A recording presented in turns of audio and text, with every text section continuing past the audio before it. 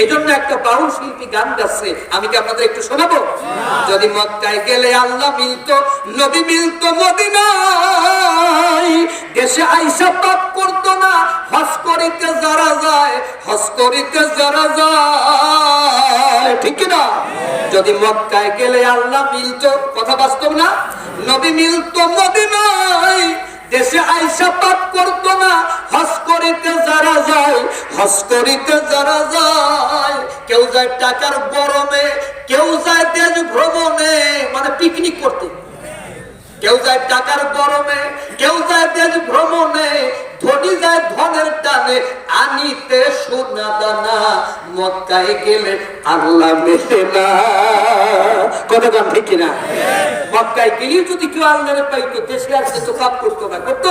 কিন্তু কত হাজিরে দেখলাম যে বাংলাদেশে আইসা নামের আগে আলহাজ লেখে দেশের সম্পদ, জনগণের সম্পদ সব চুরি করে খাচ্ছে।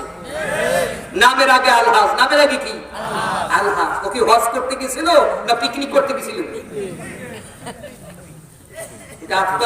আমি বললে বেশি হয়ে যাবে, আবার ছোট মানুষ বেশি কথা না বলাই ভালো। একটু করবো। আল্লাহ রাব্বুল আলামিন বলেন, মা ইউরিদুল্লাহু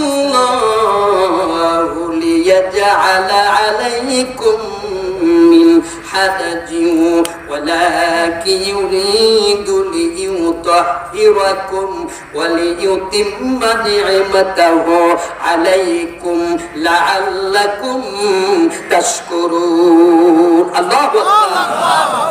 একটু তাকান, আমার দিকে তাকান। আল্লাহ কি চমৎকার কথা কয়। আহারে,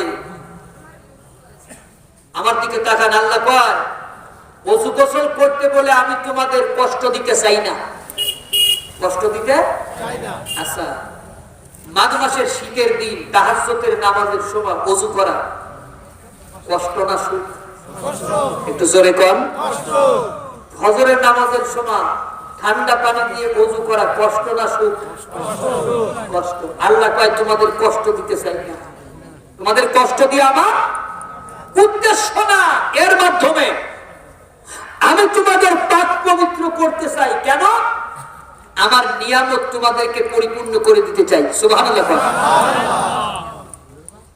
যাতে এটার মাধ্যমে তোমরা আমার শুকরিয়া আদায় করতে পারো।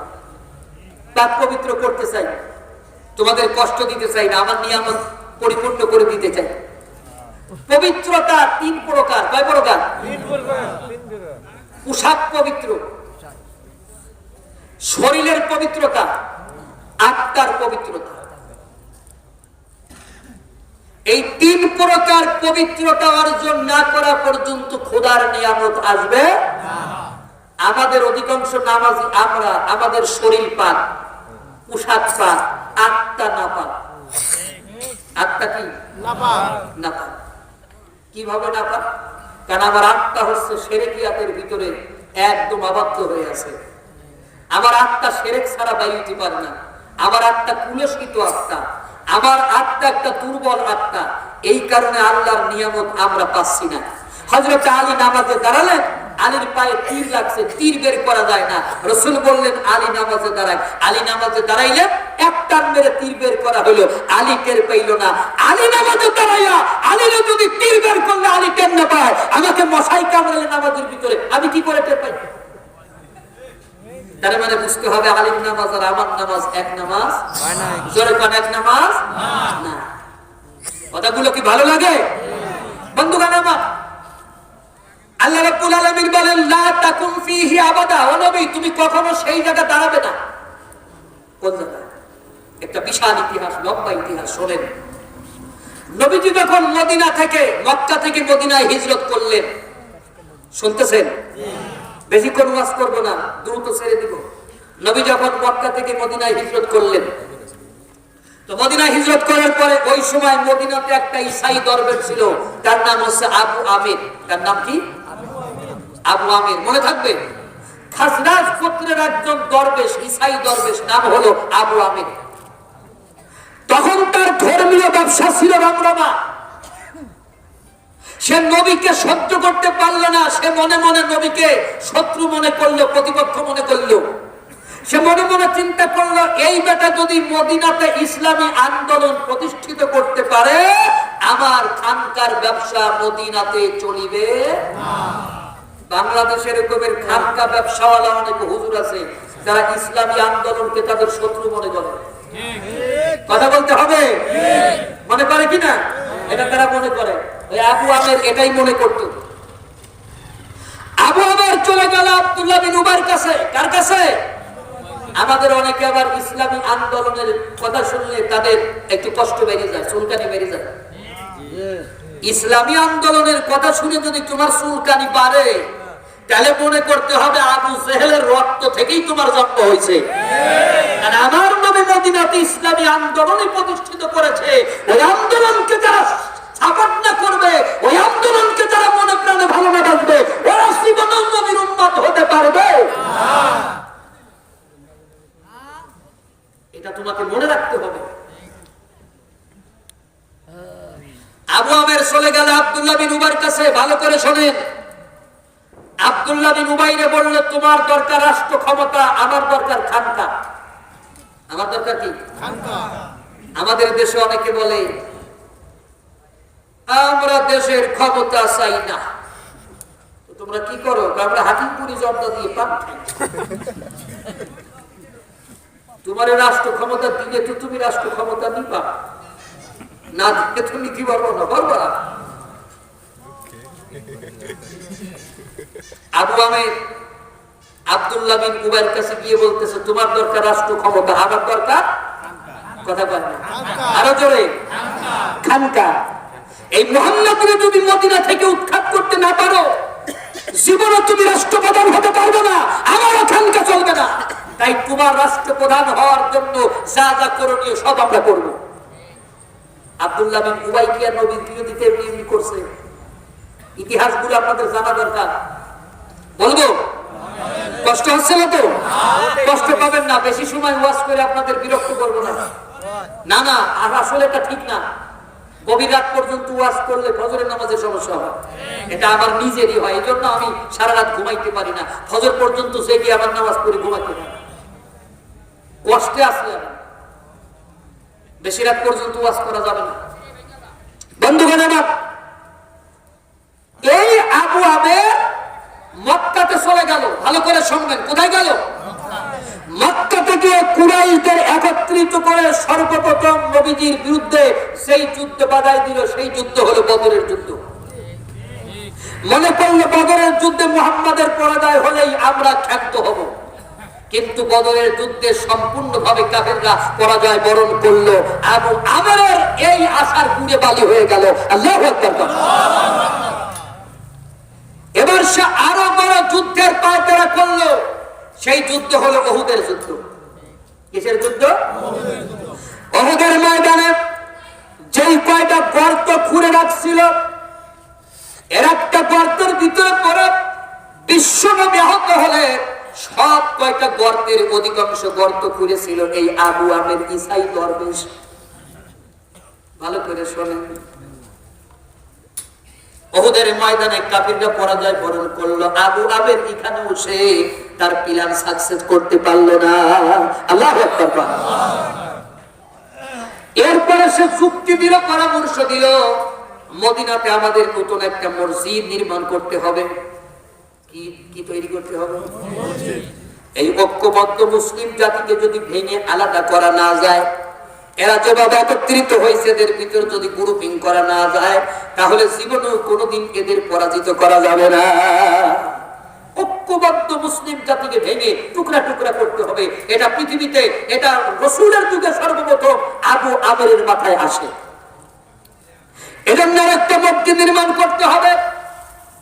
এই মসজিদে মুসলমানদেরকে যখন ঢুকানো হবে, মুসলমানরা মসজিদে কুবা এবং মসজিদে নববীতে যেমন তারা নামাজ আদায় করে, এই জায়গা ওরকমের নামাজ হবে না। এই জায়গায় আলাদা একটা গোত্র আমাদের তৈরি করতে হবে। আল খেল্লায় মোড়ানো থাকবে, দেখে তাদের মুসলমান মনে হলেও তারা প্রকৃত মুসলমানের মতো তাদের চরিত্র হবে না, এদের চরিত্র হবে মুসলমানদের থেকে সম্পূর্ণ আলাদা। এরকম একটা গোত্র আমাদের তৈরি করতে হবে, সাহাবীদের চোখে ধোঁকা দেওয়ার জন্য, রাসূলের চোখে ধোঁকা দেওয়ার জন্য। এজন্য আলাদা একটা মসজিদ নির্মাণ হলো, শুনতেছেন আপনারা? তখন মদিনাতে আরো দুইটা মসজিদ ছিল, মসজিদে নববী, মসজিদে কুবা। এই দুইটা মসজিদ থাকার পরেও মদিনাতে আরেকটা মসজিদের কোনো মানেই ছিল না, অর্থই ছিল না, কিন্তু নতুন একটা মসজিদ নির্মাণ হলো। এই মসজিদকে জায়েজ করার জন্য তারা প্রচার করতে লাগলো। এই মসজিদটা আমরা এমনি এমনি বানাই নাই, এই মসজিদ আমরা নির্মাণ করেছি বৃদ্ধ মানুষ, দুর্বল মানুষগুলো, অসুস্থ মানুষগুলো, রোগান্বিত মানুষগুলো, এরা বৃষ্টি হলে ঝড় হলে মদিনায় গিয়া নামাজ আদায় করতে পারে না, এদের জন্য আমরা একটা মসজিদ এই কারণে নির্মাণ করলাম। ওরা উপর উপর উদ্দেশ্য সব দেখালো, মসজিদ নির্মাণ হয়ে গেল। নবীজির কাছে কি বললেন, ওগো আল্লাহর নবী, আমরা মদিনাতে একটা মসজিদ নির্মাণ করেছি, আমাদের উদ্দেশ্য মোটেও খারাপ না, আমাদের উদ্দেশ্য হচ্ছে রোগান্বিত মানুষ, অসুস্থ মানুষ, দুর্বল মানুষ, ঝড় বৃষ্টির সময় যারা মদিনার মসজিদে গিয়ে নামাজ আদায় করতে পারে না, এই দুর্বল মানুষগুলো এই জায়গায় নামাজ আদায় করে। ও নবী, আপনি 2 রাকাত নামাজ পড়ে এই মসজিদে একটু এসে আমাদের মসজিদ উদ্বোধন করে দিয়ে যাবেন। কারে বলতেছে? আরো জোরে। নবীজি বললেন, আমি বড় ধরনের একটা যুদ্ধের জন্য প্রস্তুতি নিতেছি, তাবুকের যুদ্ধ, 30,000 সৈন্য মোতায়েন করা হয়েছে। এই তাবুকের যুদ্ধ থেকে ফিরে এসে চিন্তা ভাবনা করব, তোমাদের মসজিদে গিয়ে আমি উদ্বোধন করতে পারবো কি পারবো না। এই তাবুকের যুদ্ধে রাসূল যান, ওই রোম সম্রাটের কাছে গিয়া এই আবু আমের বলেছে, মক্কার থেকে একটা বীজ আপনার উদয়, একটা বীজ বপন হয়েছে, একটা চারা মাথা বজাইছে, মক্কা থেকে মদিনায় এসে ঈসাই ধর্মকে চুরমার করে দিচ্ছে। তারা পৃথিবীর থেকে বিলীন করতে না পারলে ঈসাই ধর্ম পৃথিবীতে থাকবে না। এই জন্য আপনার রোম সম্রাট 1 লক্ষ সৈন্য নিয়ে মক্কা দখল করার জন্য রওনা হয়ে গেছে।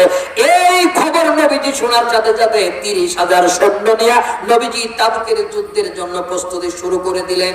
সেই সময় আবু আমেরের লোকজন গিয়া বললেন, ওগো রাসূল, আমাদের মসজিদে এসে আপনি 2 রাকাত নামাজ পড়ে একটু মসজিদটার উদ্বোধন করে দিয়ে যান।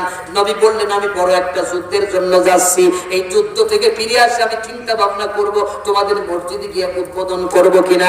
এই কথা বলার অর্থ হলো আল্লাহর নবী এই মসজিদকে তিনি মনে মনে ভালো ভাবতে লাগলেন না, এই মসজিদের পক্ষে রাসূল ছিলেন না।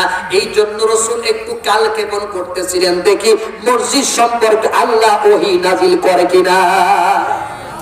এই জন্য একটু সময়কে রাসূল আপনার কিল করতেছিলেন, একটু সময়কে লম্বা করতেছিলেন, দেখি মসজিদ সম্পর্কে আল্লাহ ওহী নাজিল করে কিনা। শুনতেছেন আপনারা? নবীজি চলে গেলেন তাবুকের যুদ্ধে। কোথায় গেলেন? আরো জোরে। তাবুকের যুদ্ধে চলে গেলেন। ভালো করে শোনেন, এটা আপনাদের ভালো লাগবে। তাবুকের যুদ্ধে সম্পূর্ণ রোমেরা পরাজয় বরণ করলো। আরেকটু জোরে কর, আরো জোরে। তাবুক থেকে ফিরার পথে নবী মদিনায় খবর পাঠায় দিলেন, রোমরা পরাজয় বরণ করেছে। আবু আমের এবং আব্দুল্লাহ বিন উবার সাঙ্গপাঙ্গদের কানে এই কথা চলে গেল। জি আওনা নামক স্থানে আসলে আল্লাহর কাছে ওহী নাজিল, রাসূলের কাছে ওহী নাজিল হলো। সুবহানাল্লাহ, সুবহানাল্লাহ। ওহী নাজিল করে আল্লাহ পাক নবীরে শোনাচ্ছে। এবার শোনেন ওই মসজিদ নির্মাণের উদ্দেশ্য। লা তাকুম ফীহি আবাদা, আবাদা মানে কখনো না, মানে জীবনেও না। ও নবী, তুমি ওই মসজিদে জীবনেও দাঁড়াবে না, ওই মসজিদে জীবনেও দাঁড়াবে না। কেন দাঁড়াবে না? ওয়াল্লাযীনা ইত্তাখাযু মাসজিদান দিরারান ওয়া কুফরান ওয়া তাফরীকাম বাইনাল মুমিনিন।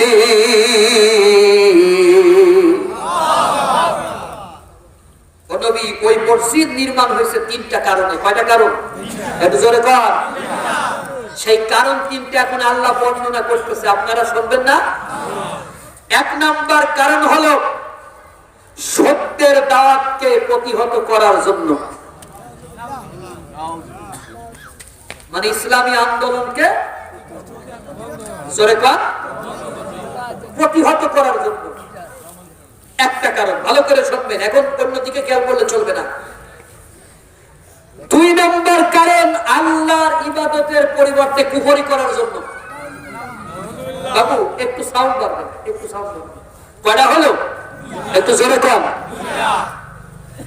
3 নম্বর ওয়া তাফরীকুম বাইনাল মুমিনিন, একটা ঐক্যবদ্ধ মুসলিম জাতির মধ্যে বিভেদ সৃষ্টি করার জন্য।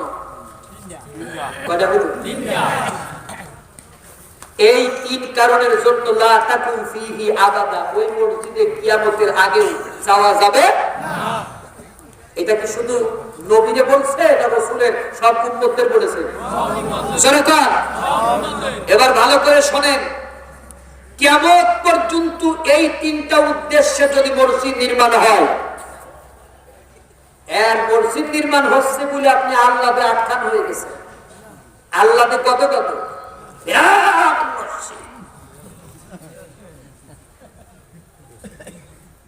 কিন্তু মসজিদ বানানোর উদ্দেশ্য একথা বলেন, আগে শুনে দেন।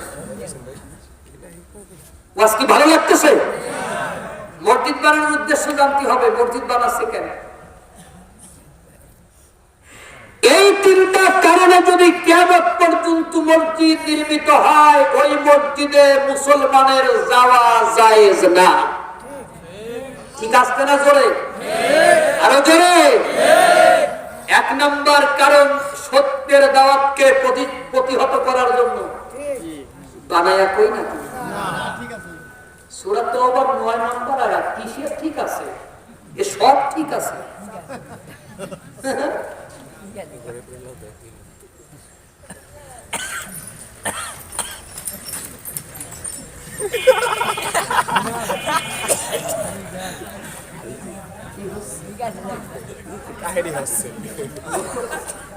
ভালো ছাত্র নোট করতেছে বসে বসে।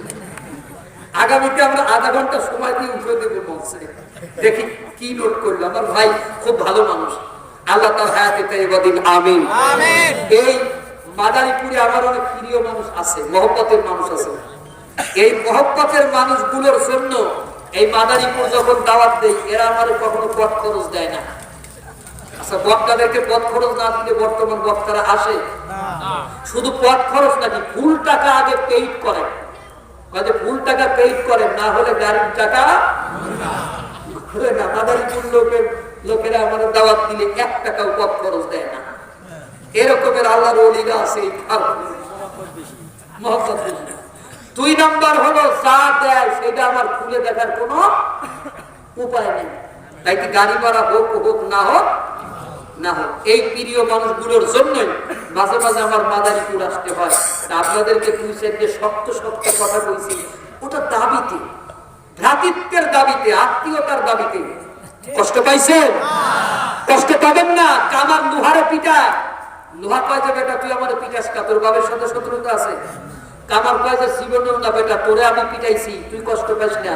এরপরে তোরা আশরাফুল মাখলুকাতের হাতে তুলে দেব, তুই সারা জীবন মানুষের কল্যাণ করতে থাকবি। তা আমি যদি আপনার কোরআনের মাহফিলে 2টা কথা বলে থাকি, ওই কথাটা আপনার যতদিন মনে থাকবে ওটাই হবে আপনার নাজাতের জন্য ওসিলা। ঠিক না বলে? কামার লোহা পিটায় আর আমি মানুষের বেরেম পিটাই। তো বন্ধুগণ আমার, মসজিদ নির্মাণের উদ্দেশ্য কয়টা মনে থাকবে? আর জীবনে কি এই ওয়াজ করা লাগবে? 1 নাম্বার ইসলামী আন্দোলনকে প্রতিহত করার জন্য। এখন মসজিদে ইসলামী আন্দোলনের কথা বললে মসজিদের সভাপতি জান্নাতের ওয়াজ করেন, ওর কি আর ইমামতি থাকার কোনো রাইট অধিকার আছে? জীবনে যদি আর একদিন আমি বেঁচে থাকি, এই মসজিদের কমিটি নিয়ে আমার একদিন ওয়াজ করতে দেবে। আমি গত রাতে বিশাল 12 পৃষ্ঠার এক নোট করছি শুধু মসজিদের কমিটি নিয়ে, সব কোরআনের আয়াত থেকে। কারা মসজিদের কমিটি হবে এটা আল্লাহ কোরআনে বলে দিয়েছে। এটা তো আজকে হবে না, সময় কম, তাহলে আমার আজকে থাকতে হবে, কালকে আবার বলতে হবে। আপনাদের আপনাদের এলাকার কমিটি খারাপ না, আপনাদের এলাকার কমিটি ভালো, সব নামাজি ইমানদার মুত্তাকি। আমি তো চিনি বাজারি করি, কিন্তু অনেক জায়গায় গিয়া দেখি মসজিদের সভাপতি বিড়ি খায়। কথা ঠিক না? সেক্রেটারি সব অবসরপ্রাপ্ত সুদখোর আছে না? আছে। কষ্ট হয়। একটা তাকবীর হোক, লিল্লাহ তাকবীর। এখনো সময় আছে, আর বেশিক্ষণ ওয়াজ নাই, কিছুক্ষণ পরে খেসড়ি দেব।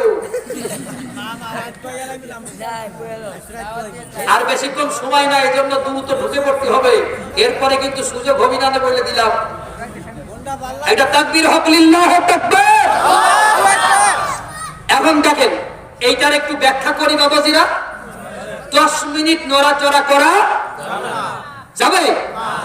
1 নম্বর, ইসলামী আন্দোলনকে প্রতিহত করার জন্য যদি কোন মসজিদ নির্মিত হয়, ওই মসজিদে যাওয়া যাবে না। আল্লাহর ইবাদত করার পরিবর্তে যদি কুফরি করার জন্য মসজিদ নির্মাণ হয়, ওই মসজিদে যাওয়া যাবে না। একটা ঐক্যবদ্ধ মুসলিম জাতিকে যদি ভেঙে টুকরো টুকরো করার জন্য তার পাশে আর কোন মসজিদ নির্মিত হয়, ওই মসজিদে মুসলমানদের যাওয়া যাবে না। আমাদের দেশের অধিকাংশ মসজিদ নির্মাণ হচ্ছে কি কারণে? এই জায়গা হাত বাঁধতে। কোন জায়গা? জোরে কোন? আলাদা একটা মসজিদ বানায় লিখে দিয়েছে আহলে হাদিসের মসজিদ, লিখে দিয়েছে না? এই ক্ষমতা, এই অধিকার কি ওর আছে? না ভাই। মসজিদ কি কোনো দলের হয়? না। মসজিদ লিল্লাহ, আল্লাহর জন্য। এটা বাইতুল্লাহ, আল্লাহর ঘর। এটা কারণ নির্দিষ্ট পৈতৃক সম্পদ না। কথা বল ঠিক না? তুমি একটা দলের নামে মসজিদ বানালে মানে তাহলে হাদিসের মসজিদ ব্যাপারটা কি? আমি হাত এই জায়গা বান্দার বিপক্ষে না, আমি রফউল ইয়াদাইন করার বিপক্ষে না, আমি জোরে আমিন বলারও বিপক্ষে না। কিন্তু হেরাম শরীফে 3 শ্রেণীর লোকে নামাজ পড়ে। এক শ্রেণী আল্লাহু আকবার, আল্লাহু আকবার। আরেক শ্রেণী আল্লাহু আকবার। হেরাম শরীফ কি 3 হয়েছে? একটু জোরে কর। 3 হয়েছে? তাহলে বাংলাদেশে মসজিদ আলাদা হবে কেন? কি তুমি মসজিদ আলাদা বানাইলে না একটা ঐক্যবদ্ধ মুসলিম জাতিকে ভেঙে আলাদা করে দিলে? কথা বলতে হবে। একটা ঐক্যবদ্ধ মুসলিম জাতিকে ভেঙে আলাদা করে দিলে। এই মসজিদে কোন লোক যদি আল্লাহু আকবার বলে এরকমের বুকে হাত বাঁধে, কেন বাপের ক্ষমতা আছে আপনি বলবেন এই তোমার নামাজ হচ্ছে না? এই কথা বলার রাইট অধিকার আপনার আছে? নাই তো। তাহলে আপনার আলাদা মসজিদ কেন বানালেন? ওরা বলে আমরা মাযহাব মানি না। বলে কি বলে না? ওরা মাযহাব মানে। ওদের মাযহাবের নাম হলো আলবানী। ওদের মাযহাবের প্রবক্তা হলো আলবানী। কে বলেন তো? আলবানী, নাসিরউদ্দিন আলবানী। আবু হানিফার সাথে শত্রুতা করার কোনো মানে হয় না। আবু হানিফা রাহমাতুল্লাহ আলাইহির নাম হলো আবু নুমান। এই লোকটা 4 বছর জেল খেটেছে আহলে বাইতদের ভালোবাসার জন্য, আহলে বাইতদের ইসলামী আন্দোলনে অর্থ প্রদান করার জন্য। তৎকালীন সম্রাট মনসুর তাকে গ্রেফতার করে শুধুমাত্র আহলে বাইতদেরকে ইসলামী আন্দোলনে অর্থ প্রদান করেছে এই কারণের জন্য। সেই মানুষটার বিরোধিতা করার মানে কি? সেই মানুষটার বিরোধিতা করার মানে হলো আহলে বাইতদের বিরোধিতা করা। কষ্ট হচ্ছে? কষ্ট হচ্ছে? এই যে সামনে শবে বরাত আসতেছে, শবে বরাত বেদাত, কোরআন হাদিসে কথা কয় না। আপনাদের এলাকায় কি শবে বরাত পালন হয়? না। শবে বরাত পালন হয়? আপনারা করেন? করেন না? করেন? কেউ করে, কেউ। আচ্ছা, শবে বরাত বেদাত কারণ কি? কোরআন হাদিসে নাই। আচ্ছা, কোরআন হাদিসে নামাজ রোজাও নাই। যদি আপনি দেখাতে পারেন কান ধরে মঞ্চ থেকে নেমে চলে যাবেন, আছে না? আছে সালাত, আছে সিয়াম। কথা কি বোঝা যায়? কথা বোঝা যায়? সালাতরে বানাইছে নামাজ, সিয়ামরে বানাইছে রোজা। আমরা কি কইছি এই নাম পরিবর্তন করো? কোন গুরুত্বপূর্ণ ব্যক্তি, কোন গুরুত্বপূর্ণ বস্তু, কোন গুরুত্বপূর্ণ ইবাদতের নাম পরিবর্তনের পিছনে দূরভিসন্ধি থাকে, বিরাট এক ষড়যন্ত্র থাকে। এটা মনে রাখবেন, এটা এমনি এমনি হয় না। ভালো করে শোনেন, মিলাদ মাহফিল বেদাত, মিলাদ মাহফিল রাসূল এবং তার সাহাবীরা করে নাই। এই ফতোয়া যারা দিলেন তারা কেন বর্তমান এই রকমের তাফসীর মাহফিল, ওয়াজ মাহফিল, ইসালে সাবরে বেদাত বলে ফতোয়া দিচ্ছেন না? এটাও তো নবীর যুগে ছিল না, এটাও তো সাহাবীদের যুগে ছিল না। ছিল? আর আজকে কোন জোরে কর, এরকমের মঞ্চ করে ক্যামেরা ট্যামেরা সামনে দিয়ে, মাইক টাইক দিয়ে, লাইট টাইট দিয়ে নবীর যুগে তাফসীর মাহফিল ছিল? ওয়াজ মাহফিল ছিল? তাহলে এইটা বেদাত বলতেছেন না কেন? মিলাদ মাহফিলে কি হয়? উঠানের উপরে 200 মানুষ জড়ো হয়। কয়শো মানুষ? এটা জড়ো কর, 200 মানুষ জড়ো হয়ে কোরআন হাদিসের কথা বলে দোয়া দুরূদ পড়ে কিছু তাবারক দিয়ে দোয়া করে দিচ্ছে। এটা যদি বেদাত হয় তাহলে এখানেও কোরআন হাদিসের কথা হচ্ছে, দোয়া দুরূদ পড়ে আমরা এখানে কিছু তাবারক দিব। তো এইটারে বিদাত করছেন না কেন? ওইটা ছোট বিরাট, এইটা বড় বিরাট। ওইটার বিরুদ্ধে ফতোয়া দিতেছেন, ওইটা করলে ইমাম পায় 200 টাকা, আর এইটা করলে কোন কোন ইমাম পায় এক রাতে 50,000 টাকা। এটা বড় ধরনের একটা বিজনেস। এইটার বিরুদ্ধে যদি ফতোয়া দেওয়া যায়, ওদের ব্যাংক ব্যালেন্সে আর টাকা বলে কিছু থাকবে না। সেই জন্য ওইটার বিরুদ্ধে 200 টাকার বিরুদ্ধে ফতোয়া দিলেও এই 50,000 টাকার বিরুদ্ধে কোনো ফতোয়া নাই। এই তাফসীর মাহফিল এরকমের করে বেড়াচ্ছে, যারা খিলাফ বলে বেদাত বলে ফতোয়া দেয় তাদের অনেকেই এর সাথে জড়িত আছে। কথা বল ঠিক কিনা? এইটার বিরুদ্ধে ফতোয়া দাও না কেন? এইটা ছোট, এটা বড় মিলাদ, আর ওইটা ছোট মিলাদ। তাবারক আজকে জায়গাও দেওয়া হবে, হবে না? কথা কয় না, তাবারক দেওয়া হবে না? তাও গরুর গোশত দিয়ে একদম দস্তুর মতো খাবার দেওয়া হবে আপনাদেরকে। তাহলে এইটা বেদাত হচ্ছে না কেন? লাইলাতুন নিসফি মিন শাবান, এটা হলো হাদিস। এটা কি? শাবান মাসের মধ্য রজনী। এই রাতে রুটি বানাইতে হবে এমন কথা নাই, খিচুড়ি রান্না করতে হবে এমন কথাও নাই, জিলাপি কিনতে হবে এমন কথাও নাই। কিন্তু এই রাতে বিশ্বনবী জান্নাতুল বাকিতে গিয়ে কবর জিয়ারত করেছে, এই কথাটা কেন বলেন না? কেন বলেন না এই কথা আপনারা? শবে বরাতের বিরুদ্ধে যারা ফতোয়া দেয়, ভ্যালেন্টাইন্স ডের বিরুদ্ধে তাদের কোনো কথা নাই। শবে বরাতের বিরুদ্ধে যারা ফতোয়া দেয়, পহেলা বৈশাখের বিরুদ্ধে তাদের কথা নাই। তার মানে শবে বরাতের বিরুদ্ধে যারা কাজ করে, ভ্যালেন্টাইন্স ডে এবং পহেলা বৈশাখের জন্মদাতা তাদেরই প্রাপ্য। যারা কথা দেখি না, তারা বলে এগুলির ব্যাপারে কথা বলে। মুসলমানদের ধর্মীয় অনুষ্ঠানগুলো দিন দিন বন্ধ করে বেদিনদের অনুষ্ঠানগুলো দেশে বেশি বেশি প্রচার হচ্ছে, এর বিরুদ্ধে তো কথা বল না, কথা বলে না। আমি কথাগুলো বলি, এগুলো কি বোঝে? সুতরাং এই যে সমাজের ভিতরে আপনার গ্রুপিং করে দিচ্ছেন এই সমস্ত কারণের জন্য, এগুলো একটাও ফরজ ইবাদত না, সবগুলো নফল। সবগুলো কি? জোরে কর। এগুলো না করলে কেউ জাহান্নামে যাবে না। কিন্তু আপনি যে এই ঠুনকো কারণের জন্য আলাদা মসজিদ নির্মাণ করতেছেন, আলাদা একটা সমাজ তৈরি করে দিচ্ছেন। আল্লাহ বলেছেন আতাসিমু বিহাবলিল্লাহ, আল্লাহ রশিকৈক্যবদ্ধ ভাবে ধরো, লা তাফাররাকু, ছিন্ন ভিন্ন হয়ো না। এই ছিন্ন ভিন্ন করে দেওয়ার কারণে কিয়ামতের ময়দানে আল্লাহর আদালতে দাঁড়াইতে হবে। কথা বল ঠিক না? আমাদের দেশে করোনার সময় 3 হাত বাই 3 হাত, 1 কাতার বাই 1 কাতার নামাজ পড়ছে কি পড়ে নাই? কেন জায়েজ হলো? নবীর যুগে তো এমন ছিল না, সাহাবীদের যুগে এমন ছিল না। কিসে তোমারে করে দিল? করোনা। কিসে করে দিল? করো না। মসজিদে আজান হয়েছে, বাড়িতে তুমি জুমার নামাজ পড়েছো সাদুর উপর দাঁড়িয়ে, কি করে হয়েছে? ফতুয়া ফতুয়া কিভাবে উল্টে যাচ্ছে।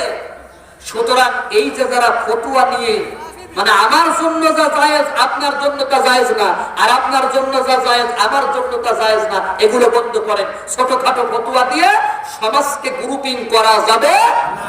কেউ যদি সবে বরাত 400 বছর পালন নাও করে, বলা যাবে তোর ঈমান নাই, তুই জাহান্নামে যাবি, কথা বলা যাবে? আবার যদি কেউ আপনার লাইলাতুন নিসফি মিন শাবান, শাবান মাসের মধ্যে যদি মনে করে সে যদি আপনার কবরে যায়, জিয়ারত করে, সে যদি নামাজ আদায় করে, আপনার ভাবে সমস্যা নেই। গ্রুপিং করেন কেন এগুলো নিয়ে?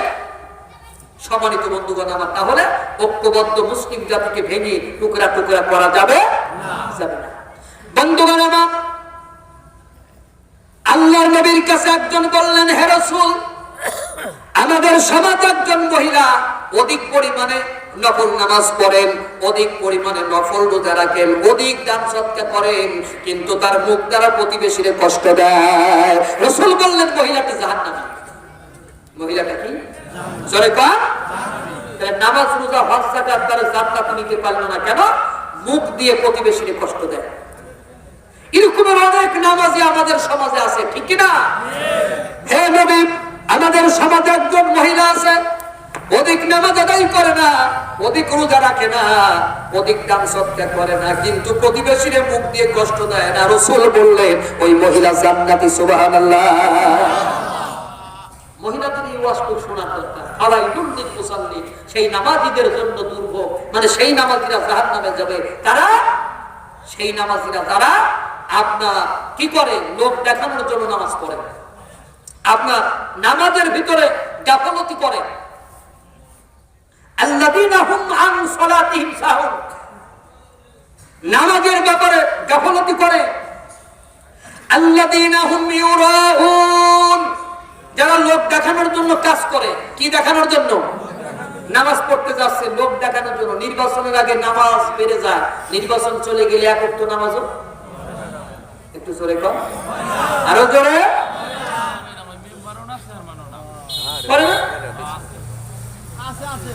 আছে না? জানাজার কাতারে ঘন ঘন যায়, কিন্তু নির্বাচন চলে গেলে আর জানাজার কাতারে খুঁজে পাওয়া। সবার কথা বলতেছি না, অধিকাংশ এমন করে, কথা বল ঠিক কিনা? লোক দেখানোর জন্য কাজ করে। 3 নাম্বার হলো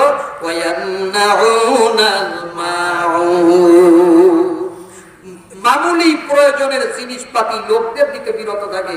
কাজের জিনিসপাতি গিয়া বললো, চাচি আমার একটু লবণ দেবে, 6 মাস আমার স্বামী লবণ কেনে না। কি কেনে না? একটু তা দেবে, ওরে বাবা দায়ে ধার নাই 3 মাস। একটু কুড়াল দেবে, কুড়ালের হাতুল ভাঙে গেছে অনেক আগে, ওটা কাজে লাগে না। বলে কি বলে না? আল্লাহ বললেন এই নামাজীদের জন্য দুর্ভোগ। তার মানে নামাজ বাস্তবতার সাথে যদি না মিলান, সামাজিক ভাবে যদি নামাজ না মিলান, ওই নামাজ আপনাকে জান্নাতে নিতে পারবে না। জোরে বলেন পারবে না? পারবে না। তাহলে নামাজের অর্থ কি? নামাজের অর্থ হলো আপনি নামাজের ভিতরে এবং বাহিরে যা আছে সবগুলোর থেকে শিক্ষা নিয়ে সেই শিক্ষা বাস্তব জীবনে, সামাজিক জীবনে আপনাকে কাজে লাগাতে হবে। আমি কি আপনাদের নামাজ বুঝাইতে পারছি? আলহামদুলিল্লাহ। আর ওয়াজ করব না। কি আছে? কয়টা?